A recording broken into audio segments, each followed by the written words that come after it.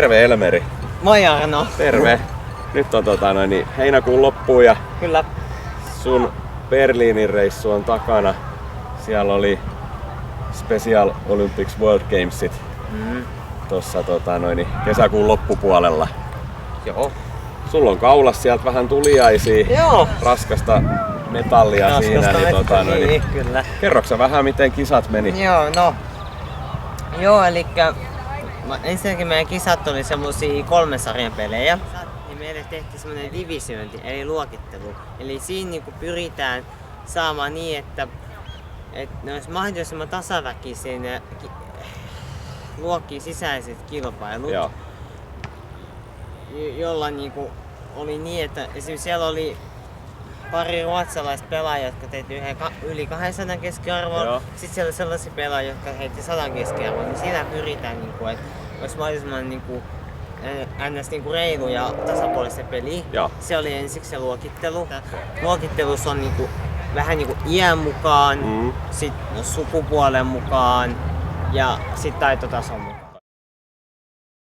Suomessa lähti 2+2 eli 2 naiskeilaajaa ja 2 mieskeilaajaa. Joo. Niin me pelattiin joukkueena sitten. Niin me kaikki heitti 3 sarjaa, eli se oli niinku yhteensä se mahtoi olla 3, 6, 2, yhteensä 12 sarjaa. Niin joukkokisa heitettiin. Me heitettiin joukkokisat mun mielestä siinä kovimmassa luokassa. Joo.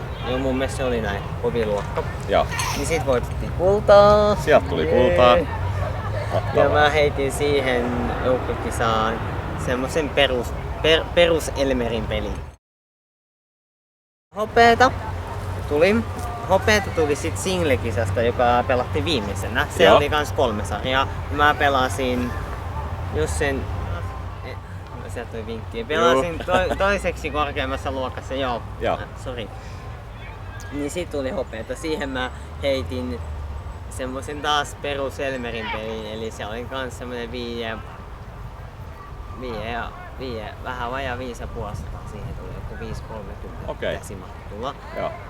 Ja sit siinä pelissä oli myös niin, että raatajonoja en saanut, mutta mulla oli älyttömän hyvä paikkapeli. Mä sain kaikki 7 paikattua, joita minulle jäi, ja niitä oli ihan järjetön määrä niinku. Parin kisa heitettiin sen joukkuekisan jälkeen ja siinä oli, me pelattiin pari kisaa, mun parin kanssa me pelattiin, se oli kovin luokkaa. Okei.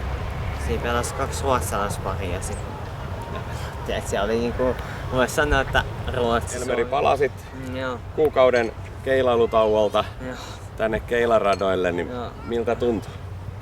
Kyllähän se vähän oudolta tuntuu, kun kuukauden tauon jälkeen rupesi heittää, mutta kyllä se siitä sitten lähti sujumaan. Ja millaisissa merkeissä sun kausi alkaa ja mitä sä odotat seuraavalta kaudelta 2023-2024? Tietysti vielä mainittakoon, että alkaa nyt tämä tuleva kausi on mun viimeinen kausi jo sillä tavalla, että mä saan heittää noita nuorten kisoja. Tämän kauden jälkeen mä en enää saa heittää niitä.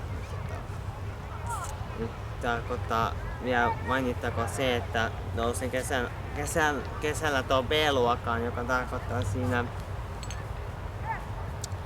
nuorten se Finnish Youth Ranking -turnauksessa sitä, että mä nousen sitten siihen pro-tason niiden muiden maajoukkuekeilaajien kanssa, että pääsee katsomaan mihin oma taso riittää.